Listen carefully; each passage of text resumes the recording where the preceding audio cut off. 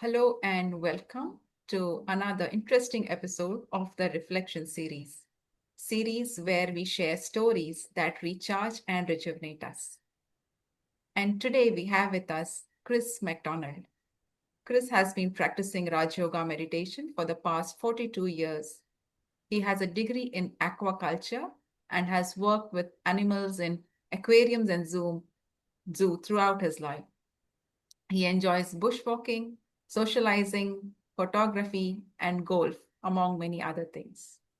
And the story that he would be sharing with us today is titled Why Love and Happiness. Why are love and happiness the most sought after experiences that humans search for and desire, and what do they give us? So, a very hearty welcome to the program, Chris. And we look forward to knowing what you have to share about why love and happiness. So, welcome once again, and it's over to you. Thank you. Thank you very much for the invite.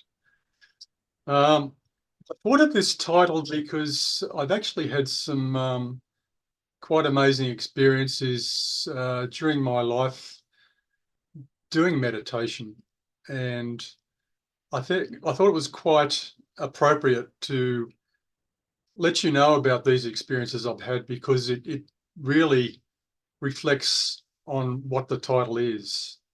Love and happiness. Why do we search for that? And why is one of the most important things that human beings search for and they want to experience?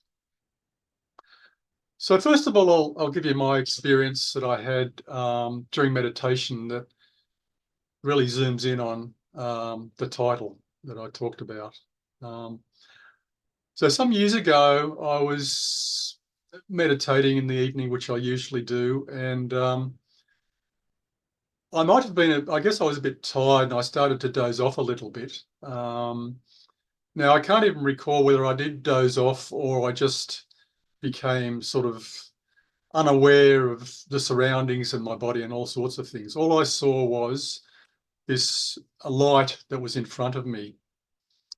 And I knew that this wasn't just imagination or a dream because I could feel that this energy or this light was coming from outside me and was coming towards me.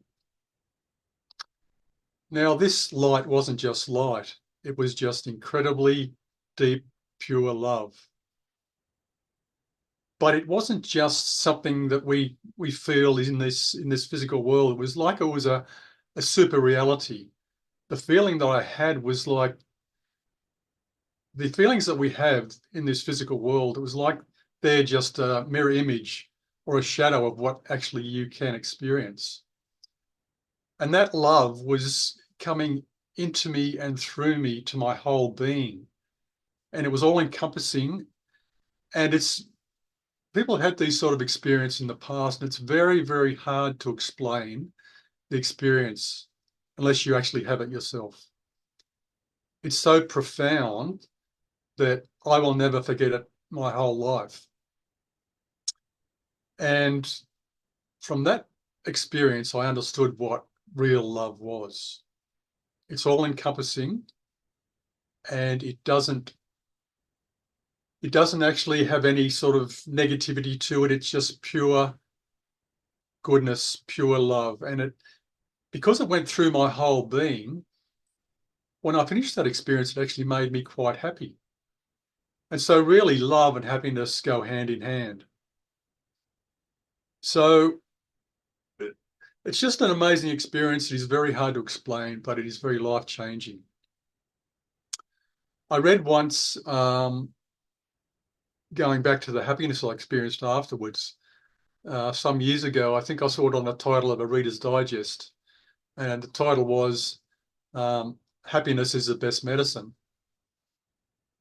And actually the title reflected what the story in the book was about, that if you actually have happiness, it not just affects your mental and physical well-being, but affects others around you too. Because happiness it's like a vibration. and it affects everything. It affects you and it affects other people around you. And also they did a survey a number of years ago and asked a lot of people what actually made them the happiest. And interestingly, out of all the things, it wasn't sort of material wealth or money or anything like that. It was actually helping other people, whether it was sort of volunteering or was just helping them out. Because not only did it make the other people happy, but those people doing those things were happy because they were helping others and they were happy too. So it was like a contagion of happiness, I suppose you could say. So the happiness is, I suppose, in a way, when you actually help people out in whatever way it is, it's a sort of a love to those people because you want to help them, because you want to make them happy. So it's like a passionate type thing. So what are these things, happiness and love? Well, they're actually feelings. They're not just thoughts. They're actually something that we feel, that we actually get from someone or we give out to others. So it's not just thoughts. It's actually what we experience. And as I was saying before, it's like an energy. Everything in this universe is an energy, no matter what it is. It's a type of energy, whether it's a solid thing or it's a liquid or a gas or whatever it is. It's a type of energy that has an effect on other things. It's the basic law of cause and effect that we know in physics. And it's sort of omnipresent, if you like. It's everywhere. Everything is affected by this energy, no matter what it is. Even from the subatomic particles that move to the whole of the universe and nature and ourselves. So it's incredibly important and critical, the type of feelings, not just thoughts we have, but the type of feelings we have towards others and also ourselves too, because as I said, that actually helps our physical and mental well-being. So having good thoughts towards others is a positive energy.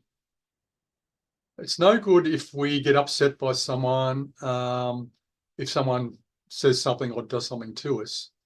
If we in turn become depressed or upset about that, it won't help us and it won't help them as well. No negative thought ever helps anything. It just makes it worse. It adds fuel to the fire. If we have positive thoughts, it actually takes time sometimes, but it actually overcomes these things. It's critically important that we have those things. So you might say, well, how do we know that it's an energy? How do we know that it affects physical things in the world?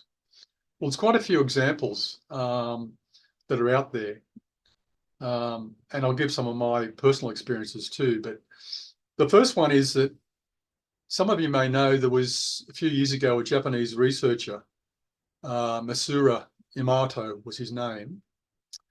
And he set up a series of experiments, and quite a few of them, just to make sure that it wasn't coincidence that this happened.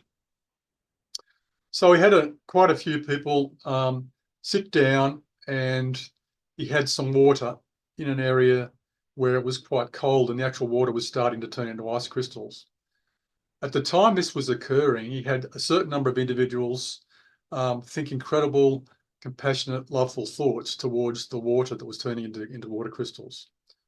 The other group of people that he did a number of times, repetitive experiments, had them think of really negative, depressing, angry thoughts towards this water that was turning into water crystals.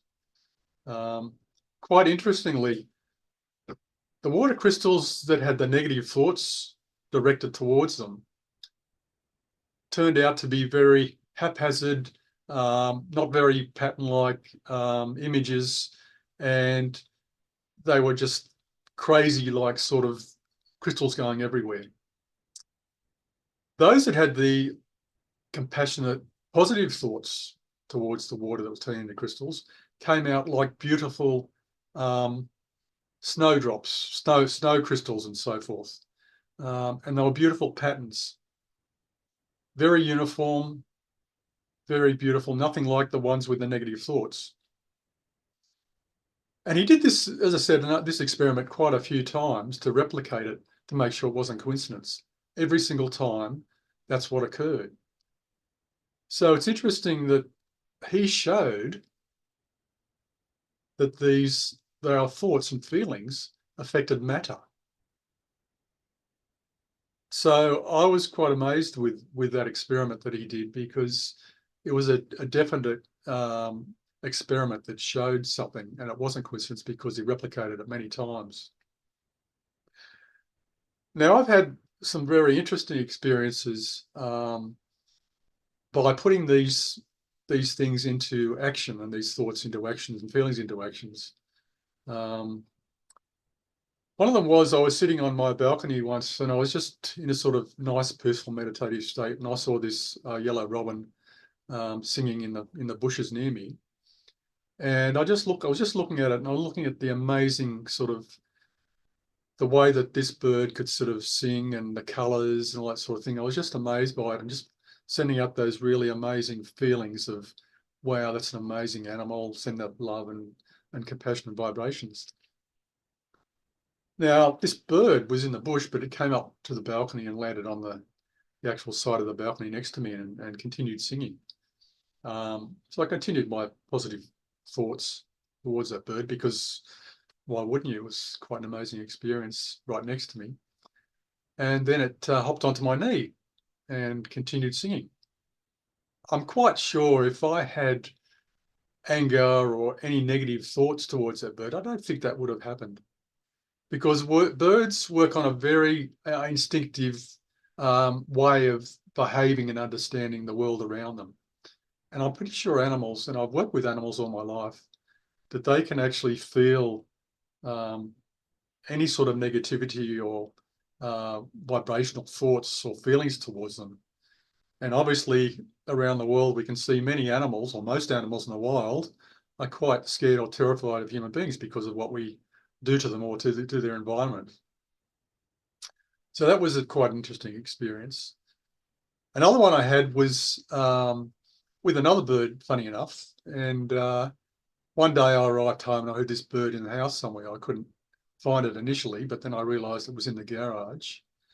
And I went down to the garage, and I saw it in the rafters, and I thought, I wonder how I can get this bird out without worrying it, scaring it. I wasn't going to chase it with a net or anything like that, because that would quite disturb it, obviously. So I thought, okay, well, again, I'll put my thoughts into practice and my feelings into practice. So I got a chair, and I put the chair down and put it next to the bird. It was just above me. And again, I had those positive thoughts and feelings towards the bird, because I love animals. They're amazing things, amazing creatures. And I just had the thought in my mind, it's okay.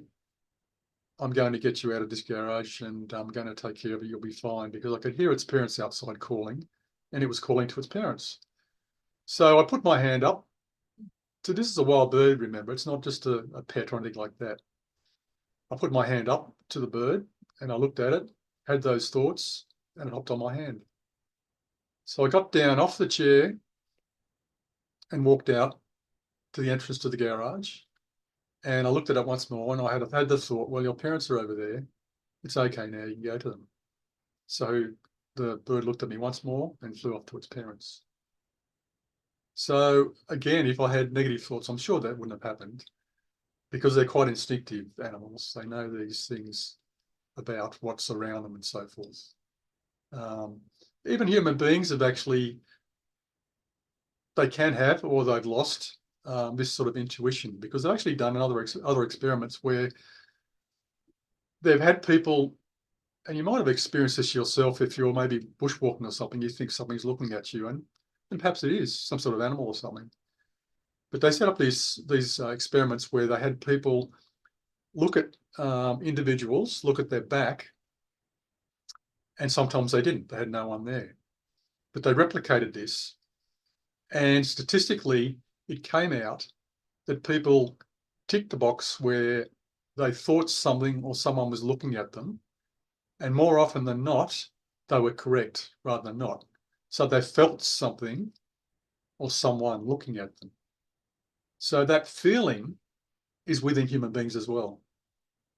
And we can feel that if we open up to these things, I suppose. But that, again, I suppose we've lost that intuitive feeling over time because the world is now so full of things that take us away from that instinctive nature, I guess. And we might have had that in the past for survival and all that sort of thing, but unless we're actually open to that now, we tune into it, we don't normally use that sort of instinctive nature. They've also had a lot of interesting sort of meditative groups get together.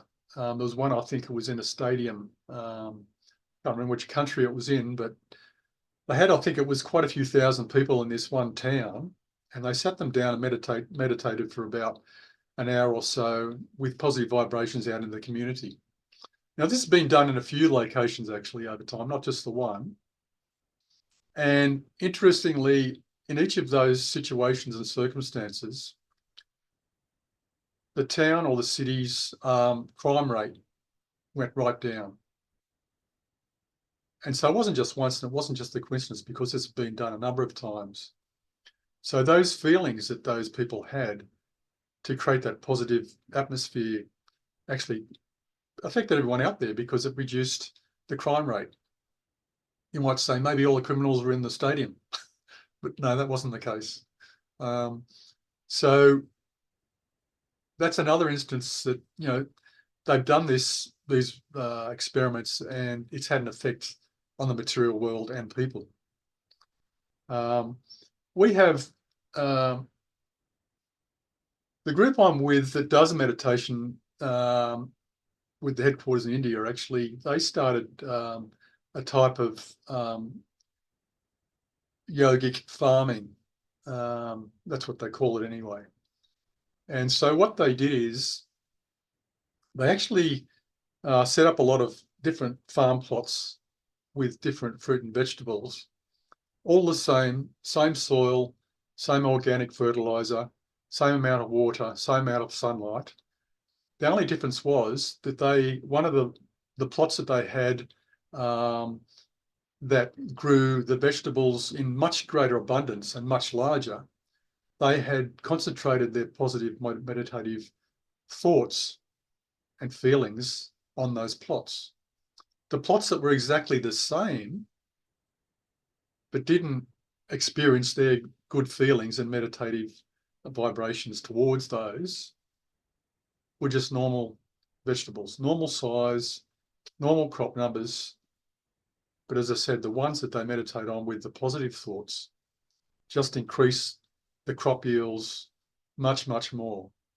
To such a degree that now in India, they have more than 1,000 farms that use this technique to increase their yields.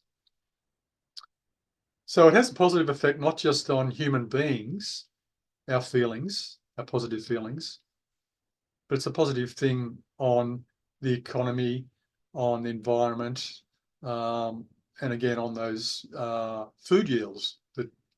And they've proved it because they've done it many times now. And we actually, at the meditative centre that I go to, we're setting up a vegetable fruit area where we're going to actually do that particular thing, and hopefully will increase the size and the yields of the fruit and the vegetables. I know that you might say, well, it's sometimes it's quite difficult to, you know, have positive thoughts and feelings in certain situations, and it is. You know, we might have people that are very, very angry towards us, you know, physically or mentally over time.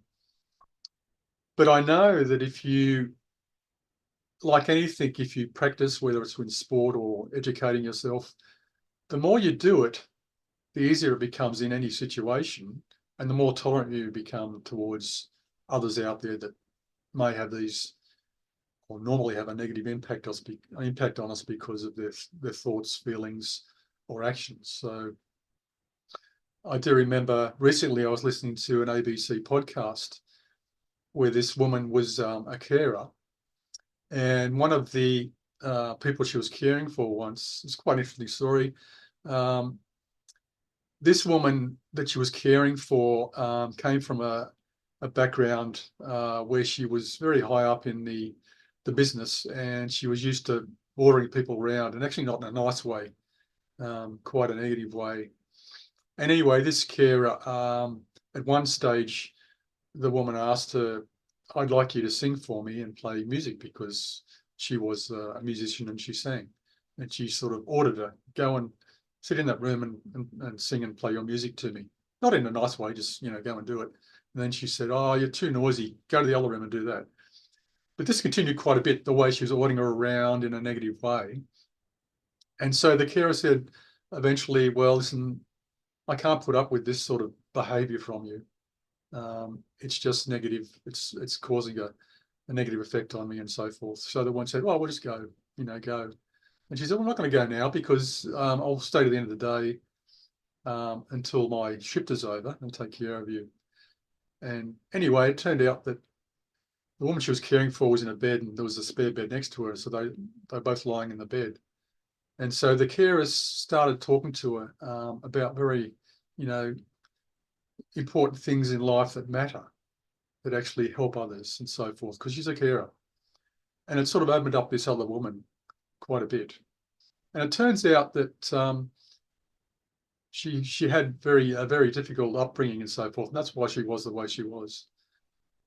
But she started to realise things, the importance of people and their compassion and so forth. So eventually this so-called very difficult woman became one of the best friends of this carer, because she had changed.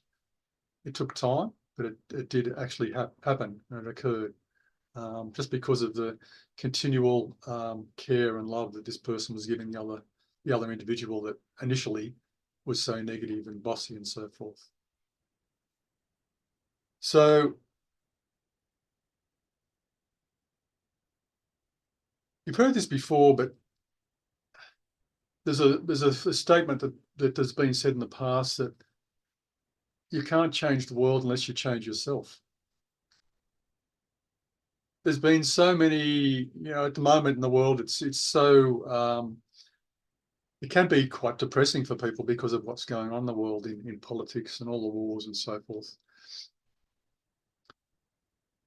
But it's true, you can't actually change the world without changing yourself first. And that comes with understanding the importance of your feelings.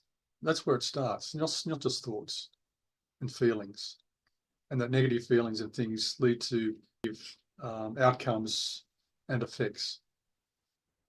We can have all the meetings that we like, all the politics, all the politicians meeting as much as they like to try and sort things out. But unless the individual changes themselves, it's impossible to know the outcome unless you have those positive feelings. So, as I said, it's a critical thing about not just our thoughts, but our feelings. Feelings are the thing that affect everyone else and the whole environment around us. So I'm just asking all of you out there that joined us, try it and see what happens. You might be quite amazed about the effect it has. It does help, it does work. I've had the experience, not just with human beings, but with animals and the environment. So thanks for joining us and listening. Thank you. Thank you, Chris. That's amazing. All the little stories and incidents that you shared, all leading to how our thoughts have an impact on people or animals or birds and everything around us. Well, not just our thoughts, our feelings. That's the thing that actually affects things. Yeah, Because that's a vibration that goes out there and has an right. impact. The negative thought, negative feeling, well, cause and effect. That'll have that effect. Positive, it'll have that effect. Yeah. I just like to ask you a question.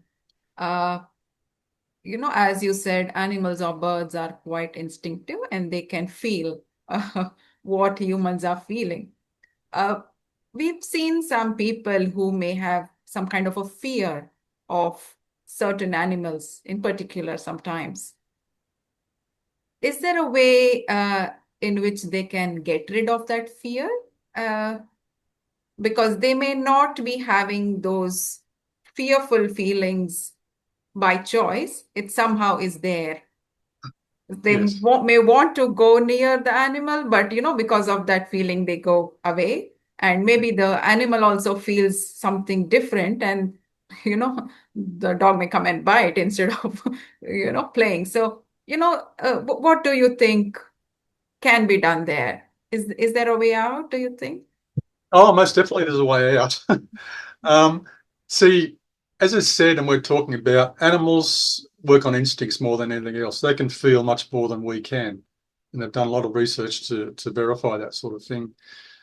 So if someone has had a bad experience with an animal, dog, spider, whatever it is, when they see that animal again, that comes back up because it's a memory. It's a feeling that they've experienced. The animal can feel that fear or that anger or whatever it is because they're instinctive. So we have to learn to not have that fear or that anger or whatever it is. And in fact, I know the Sydney Zoo did some work, the Taronga Zoo did some work on people who are arachnophobics, those that are scared of spiders. So they set up this system where they had people come in that were scared of spiders, and they gradually and gently introduced them to spiders bit by bit by bit, and showed that they weren't actually there to harm them on purpose. And gradually they got used to that, their fear subsided, and then when they saw this animal or spider again, over time, eventually that fear dissipated and it was gone. So we can overcome these things. We Yeah. have, like anything, we build up feelings, or what they say in India, sand scars about certain things, and they become stronger and stronger the more we actually do that particular behavior. If we change that behavior, then we change our feelings over time. Yeah. Beautiful. Thank you. Thank you for sharing that, Chris. And Okay. I think I'm now going to ask you if you would be happy to lead our viewers into some meditation experience by speaking a commentary for 5 minutes or so, if that's okay. It'll be a pleasure. Thank And relaxed. Try and not have too many thoughts about what you're going to do later in the day or what happened in the past, in the morning, last week, about people. And just sit relaxed and just be there. Be yourself. And just be silent. Silence actually has a power. It actually stills the mind. And a good technique is to actually focus, just imagine a point of light. And as in my experience, imagine this light. It's a point of light, and it has rays of energy coming towards you, in you and through you. But it's not just rays of light.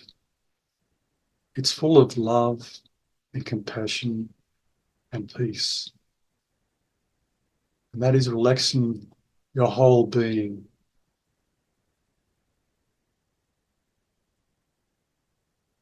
And you become part of that feeling, that love, that light. And it encases your whole being and feeling. And you feel that love and compassion and that peace. And it becomes part of you. And it's like a reflection. As that comes into you and through you, you reflect that out into the world. To all those that feel depressed or suffering or in bad situations. And you're giving that peace and compassion and love to them. That feeling is going out there because you are feeling it, you're thinking it, and you are sending it to them. At the same time, It's part of you. That's all you are. You're just that peace, that love, and that compassion. It's like a soft cloud that you're lying on. You're looking at the whole world and spreading that compassion and love towards all those that need it. And the more you do that, the stronger it becomes, and it becomes part of you. And it's not just helping them, it's helping you as well. So you become a better person, and people around you become better people too. Just be in that state. Peace.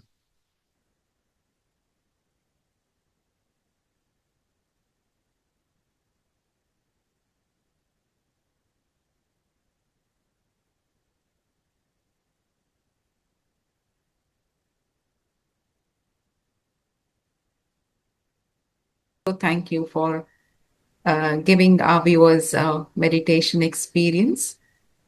And I would also like to thank our viewers for joining in. And if you would like to know more about us, please do visit our website www.brahmakumaris.org.au. All the details of our centers and retreat centers is listed there, and you're welcome to come and visit any center. So thank you once again, and hope this episode helps you think differently, feel differently, and spread love and happiness in the world.